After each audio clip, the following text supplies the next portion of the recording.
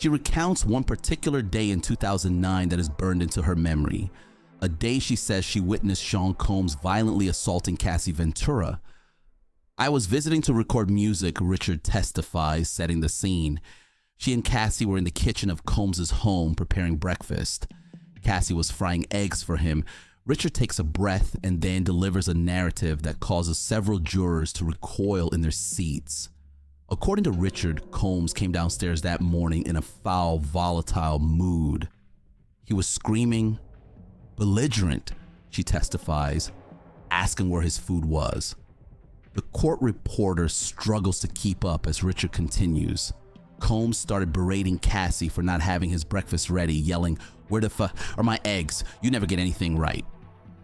Before Cassie could answer, Combs grabbed a hot skillet off the stove, the one full of eggs, and swung it toward Cassie's head. Gasps and a few cries of "Oh my God" escape from the gallery at this visceral image. Richard's voice shakes as she relives it. He tried to hit her over the head with it, and she fell to the ground. Cassie instinctively curled into a fetal position on the kitchen tile, covering her head with her hands, literally trying to hide her face, Richard says. In that instant, Dawn thought Cassie might be killed. Though the heavy skillet narrowly missed cracking Cassie's skull, Combs wasn't finished. Richard testifies that Combs pounced on Cassie, who was cowering on the floor. He continued to hit her in the head and he started kicking her, Richard says, voice breaking as she recalls the brutality. He was kicking her on the ground in front of us, right? Richard was not the only witness present. Other members of Combs' entourage were around and all were stunned into inaction.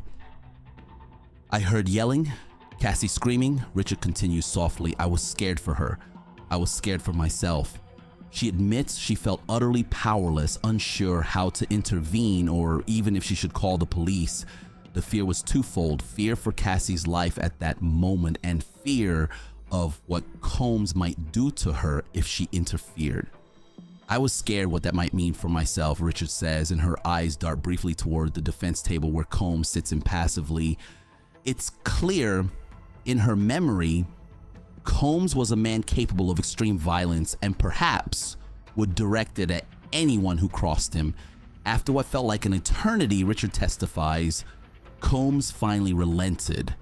He roughly dragged Cassie by the arm, hauling her off the floor and up a flight of stairs while she was still in shock and pain.